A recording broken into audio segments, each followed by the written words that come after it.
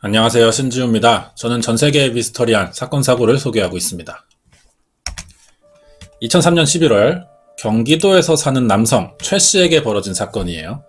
31살인데 겹경사가 있었다고 합니다. 이때 결혼한 지 얼마 안 된 새신랑이고 아내가 최 씨보다 5살 연상의 영어 강사예요. 김 씨라고 합니다. 최 씨와는 6개월 전부터 연애를 시작했고 동거 생활을 하다가 부부가 된 경우죠. 연애 기간이 좀 짧은 느낌도 있어요. 아이가 먼저 생겨서 그렇습니다. 하지만 둘이 이 상황을 책임질 수 있으면 돼요. 결혼까지 그래서 한 거죠. 당연히 모든 부모에게 자식은 소중한 존재지만 이 두 부부에게는 특히 좀 남달랐다고 합니다. 왜냐? 사실 이 최 씨의 부모가 아들보다 5살이나 많은 김 씨를 그렇게 마음에 들지 않아 했던 거예요. 그래서 아들에게 여러 번 헤어지라고 둘이 이야기도 했을 정도인데 하지만 어느 날 김 씨가 임신을 하면서 이걸 최 씨 부모님에게 알려야 하니까 갑자기 반대하던 최 씨 부모의 태도가 완전히 바뀌어버렸다는 거죠. 마음에 들지 않아 하던 여자를 새아가라고 갑자기 부르면서 며느리로 인정해주기 시작하는 겁니다. 그럴 수밖에 없던 게 최 씨 집안이 자식이 귀해요. 그래서 아직 결혼 전이고 동거도 하던 여자친구면은 사실 부모님 세대에서는 좀 안 좋게 볼 수도 있거든요. 그런데 아이가 졌다는 소식 한 번에 남들에게는 창피할 수도 있는 일이지만 최 씨 가족에게는 이게 굉장히 좋은 소식이었던 겁니다. 그래서 최 씨의 부모가 이제는 먼저 결혼식 준비를 서둘러서 진행했고요. 그 덕에 2003년 11월에 결혼식이 가능했던 거죠. 처음에 최 씨와 김 씨 부부는 이게 힘들 것 같은 결혼이었는데 뱃속에 아기 덕분에 일이 잘 풀렸다면서 태명을 복덩이라고 짓게 됩니다. 경제적으로 부유했어요. 최 씨 집안이. 그래서 이제 곧 태어날 손주를 위해서 지원도 많이 해줬습니다. 결혼식을 올리자 임산부인 김 씨가 건강상의 이유로 가족들이 사는 미국에서 거기서 아이를 낳고 싶어 했어요. 그러자 최 씨 부모는 걱정이 좀 되긴 합니다. 결혼하자마자 며느리가 친정에서 몇 달 살다 온다니까. 하지만 이제 손주의 출산 때문이라니까 이 비행기랑 출산에 들어갈 비용까지 모두 부담해주기로 했어요. 최 씨는 아내가 혼자 미국에서 아이를 낳고 온다는 말에 당연히 남편도 걱정이 되죠. 하지만 아내가 원하는 일이고 아이에게도 좋을 것 같다는 생각에 김 씨를 미국에 보내줍니다. 이제 시간이 좀 지나요. 2004년 5월 24일이죠. 미국에서 아들을 낳습니다. 김 씨가. 아이와 함께 최 씨 가족을 다시 만나요. 이제 앞으로 아이 잘 키우고 부부 생활 제대로 하면 되는 겁니다. 하지만 7개월이 지난 2005년 1월 23일 예상 밖의 일이 벌어진 거예요. 갑자기 집에 경찰들이 부부 집으로 들이닥치더니 자고 있던 아이를 데리고 가버리는 겁니다. 이 일로 최 씨 가족의 생활은 파괴돼 버렸어요. 집안 자체가. 대체 어떤 일이 있었는지 알아보도록 하겠습니다. 자세한 내용이 궁금하시면 구독과 좋아요 부탁드립니다. 이상한 일이 벌어졌어요. 신혼부부 집에 경찰들이 들이닥치더니 갑자기 아기를 가지고 나가버렸다는 겁니다. 자, 경찰이 왜 그랬을까요? 이 이유를 알아보기 전에 비슷한 시기에 벌어진 또 다른 사건 하나를 먼저 알아보겠습니다. 2004년 6월 15일 강원도 고성군입니다. 여기가 미시령 근처의 야산에서 약초를 캐던 사람들이 땅속에서 이상한 물체를 발견해요. 경찰에 신고한 적이 있거든요. 발견된 물체는 마대자루에 담긴 20대 여성의 시신이었습니다. 발견 당시 시신은 온몸이 끈에 묶여 있었고 목이 졸려 사망한 상태였어요. 시신은 부패가 심하진 않았습니다. 산짐승의 공격도 받지 않아서 온전한 상태였어요. 유기된 지 얼마 안 된 것 같습니다. 부패가 진행이 안 됐으니까. 지문으로 신원 파악하는데 어려움 없었고 시신의 정체는 약 3주 전 2004년 5월 24일 경기도 평택시 포승면에서 실종된 21살의 고씨 여성으로 밝혀지죠. 고씨의 이력을 조회해 보니까 결혼했어요. 남편이 있었고 태어난 지 70일 정도 지난 아들이 있었습니다. 그런데 실종되던 고씨의 아기도 같이 사라졌다는 거죠. 하지만 산에서 발견된 건 고씨의 시신뿐이라는 겁니다. 아들의 행방은 알 수 없어요. 경찰은 고씨의 사망을 납치 살해에 의한 범죄 사건으로 생각해 몇 달간 수사를 해봤습니다. 하지만 단서가 너무 부족했고 목격자도 찾지 못했어요. 이대로 고씨의 납치 살해 사건과 아기 실종은 미제로 남게 됐죠. 방금 사건으로 의심되는 부분이 하나 생깁니다. 여기부터 중요한데요. 고 씨가 평택에서 아들과 같이 사라진 날짜는 2004년 5월 24일입니다. 그리고 먼저 시작에서 소개한 최 씨의 아내 김 씨가 미국에서 아이를 낳고 가족에게 나타난 날짜는 언제일까요? 똑같아요. 2004년 5월 24일이었습니다. 이 두 사건의 연결고리는 바로 아이였어요. 최 씨의 아내인 김 씨가 낳았다며 데리고 나타난 복덩이는요, 사실 같은 날 평택에서 진짜 엄마인 고 씨와 함께 실종된 그 아이였습니다. 다른 사람의 자식을 데려온 거죠. 이제 김 씨라는 여성은 수상해질 수밖에 없습니다. 아이를 낳으러 미국에 간다던 사람인데 대체 그동안 무슨 일을 하고 있었냐는 거예요. 최 씨의 아내, 38살의 영어 강사 김 씨에 대해 좀 알아봐야 됩니다. 남편에게도 말하지 못할 비밀이 하나 있었어요. 사실 13년 전인 1990년에 이미 결혼한 적이 있는 유부녀였습니다. 그 남편과 일남 일녀를 낳았거든요. 이때만 해도 김 씨가 평범한 가정주부였는데 2003년부터 남편이 돈을 잘 못 벌기 시작했습니다. 경제적인 능력이 부족한 거예요. 그래서 생활비 문제로 불화를 겪기 시작하면서 김 씨의 성격이 조금씩 바뀌기 시작했어요. 10년 넘게 결혼 생활을 했지만 가정 형편이 나아질 기미는 안 보이고 남편과 이제 사이도 안 좋으니까 스트레스가 점점 쌓이죠. 하지만 풀 곳이 없는 거예요. 그러다가 선택한 곳이 바로 나이트클럽이었습니다. 이때부터 김 씨는 밤마다 나이트클럽을 다니기 시작했고 2003년 3월 서울시 중화동의 클럽에서 운전기사로 일하던 33살의 최 씨를 만나게 된 거죠. 이날의 만남은 김 씨의 재미없고 평범한 생활을 완전히 바꿔주는 계기가 됩니다. 김 씨는 잘생기고 돈도 많은 5살 연하예요. 거기에다 최 씨와 빠르게 가까워집니다. 그리고 2달 만에 아이들과 남편을 버리고 가출해요. 최 씨와 동거를 시작한 거죠. 당연히 최 씨에게는 자기가 2 아이를 둔 유부녀라는 말을 하지 않았습니다. 김 씨는 신분을 감춰야 되잖아요. 여러 가지 거짓말을 할 수밖에 없는 거예요.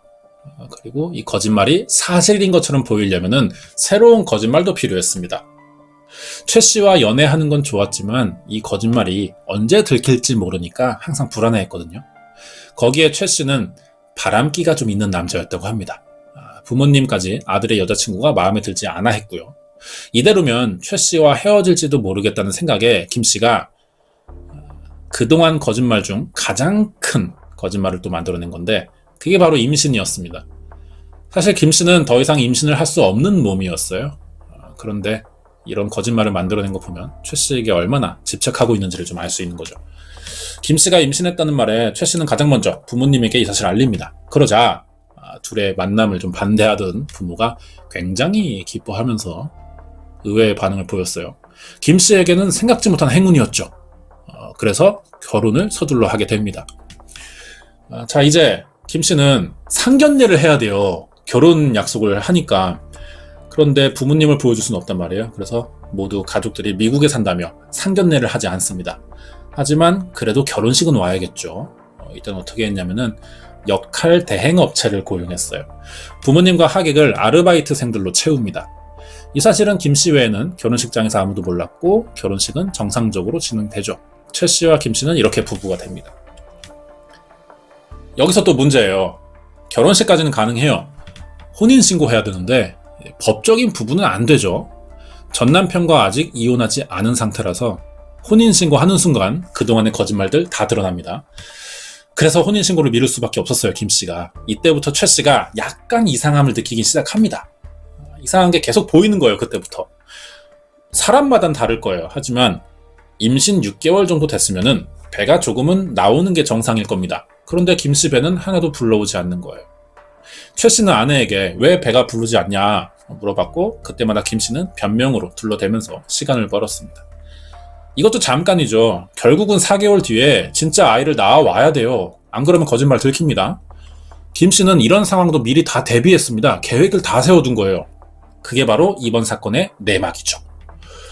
출산을 핑계로 남편과 떨어진 후 시설에서 아이를 구한 다음 원정 출산한 것처럼 다시 거짓말을 할 생각이었습니다. 마침 자기 가족이 미국에 있다는 거짓말을 해둔 뒤니까 잘만 이용하면 이걸 다 속일 수 있을 것 같았거든요. 하지만 생각과 다르게 보호소에서 아이 데려오는 일이 쉽지가 않습니다. 시설에 가봤지만 몇 번 거절당한 거예요. 그래서 마음이 급해진 김 씨는 심부름 센터까지 찾아갑니다. 여기 사장은 정 씨라 그래요. 정 씨에게 4천만 원 줄 테니 신생아를 구해달라고 부탁한 거죠. 성공할 경우 3천만 원을 추가로 주겠다는 약속까지 했습니다. 이 돈은요, 며느리가 원정 출산을 한다니까 최 씨의 부모가 마련해준 비용이었습니다. 그동안 김 씨는 아이를 낳고 돌아오겠다는, 아이가 구해질 때까지 그런 거짓말을 한 뒤 서울 천호동에 있는 친구 집에서 4개월을 숨어 살았고 2004년 3월에 다시 최 씨 가족 앞에 나타났어요. 그런데 아이 없이 혼자 왔습니다. 최 씨가 물어봐야겠죠. 아기 어디 있냐? 라고 하니까 신생아라서 비행기를 타지 못해서 조만간 삼촌이 데리고 온다는 거짓말로 또 시간을 법니다. 자, 이제 심부름센터 정 씨, 사장이죠? 이 사람 이야기로 넘어가야 하는데, 정 씨는 왜 이런 위험한 의뢰를 받았냐면은 당시 도박빚이 있었습니다. 생활고를 겪는 중이었는데 이때 김 씨라는 사람이 나타나서 거액을 줍니다. 4천만 원 주고 3천만 원 추가 보수, 이렇게 약속하니까 의뢰를 받을 수밖에 없는 거죠. 마침 자신과 비슷한 처지에 있던 처남과 친구까지 아기를 구하는 일에 끌어들입니다. 세 사람은 6개월 동안 전국의 보육원과 병원을 돌았어요. 버려진 신생아를 찾으려고 했지만 실패합니다. 김 씨와 약속한 날짜는 다가오는데 아기를 구하지 못하니까 이 사람들도 급해지는 거예요. 그래서 결국 선택한 게 납치였던 겁니다. 이 날짜가 바로 2004년 5월 24일이에요. 오전에 경기도 평택을 돌아다니다가 어느 여성의 눈에 띄었죠. 바로 이 사람이 생후 2달 된 아기를 안고 걸어가는 21살의 주부 고 씨였습니다. 정 씨는 주변에 사람이 없는 걸 확인하고 고 씨를 납치했어요. 아기까지 안고 있는 여성이니까 제대로 반항하지도 못하고 순식간에 끌려갔죠. 이들은 고 씨에게서 아이를 빼앗은 후 차에 감금합니다. 그리고 같은 날 오후 김 씨의 삼촌으로 위장해서 정 씨가 직접 아기를 전해주고 돌아가죠. 의뢰를 다 마쳤어요. 정 씨는 이제 고 씨의 처리가 남았단 말이에요. 풀어줄 수 없습니다. 그래서 할 수 있는 방법은 살인이었던 거죠. 시 씨는 강원도 고성 야산에 안매장됐고 20일이 지난 2004년 6월 15일 산에서 약초를 캐던 사람들에게 발견이 됐던 겁니다. 시신의 발견으로 납치 살인 수사가 시작됐지만 증거가 너무 없는 거예요. 그 당시 경찰은 이 사건이 미제로 남을 것 같다는 생각까지 들었습니다.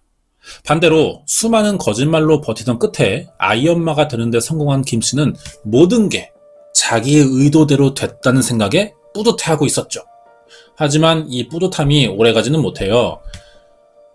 예상해보지 못한 일이 생긴 겁니다. 의뢰를 했던 심부름센터의 정 씨가 이 김 씨에게 협박을 해오기 시작하는 거죠. 자기들은 범행 후부터 죄책감에 시달리며 매일 고통스럽게 지내는데 당신만 그렇게 행복할 수 있냐? 나 억울하니까 돈을 더 주지 않으면 이 일을 남편인 최 씨에게 알리겠다고 말하는 겁니다. 김 씨는 어쩔 수 없이 정 씨의 요구를 들어줄 수밖에 없었고 5번에 걸쳐서 1억 4천만 원을 줬어요. 그렇다면 이 사건은 어떻게 해결이 가능했던 걸까요? 이 과정이 굉장히 특이한데요. 사건 이후 7개월이 지난 2001년 5월 강남에서 벌어진 교통사고로 차량 조회를 한 적이 있었습니다. 정 씨가 2005년 1월 22일인데요. 강남구 삼성동에서 순찰을 하던 강남경찰서 소속의 경찰이었습니다. 우연히 뺑소니 사고 혐의로 수배 중인 차를 발견한 거예요. 그게 심부름센터 사장 정 씨랑 공범들이 같이 타고 다니는 그 차였습니다. 경찰이 확인하려고 면허증 달라고 했거든요. 그런데 정 씨가 검문 도중에 도망을 가는 거예요. 갑자기 강남 도로에서 추격전이 벌어졌고 결국 정 씨와 공범이 검거됩니다. 정 씨의 도주는요, 이번 사건의 결정적인 실수였어요. 뺑소니도 범죄긴 하지만 정 씨가 저지른 사고는 사실 그렇게 심각한 피해가 아닌 단순 사고였습니다. 사고 사실 인정하고 벌점이나 벌금 정도 내면 넘어갈 수 있는 사고였어요. 도망갈 것까지는 없거든요. 여기서 경찰은 뭔가 이상함을 느낀 겁니다. 그래서 차 안을 조사해봤죠. 그랬더니 트렁크에 흙이 묻은 삽과 장갑이 있었고요. 주인을 알 수 없는 휴대폰이 배터리가 분리된 채 발견된 거죠.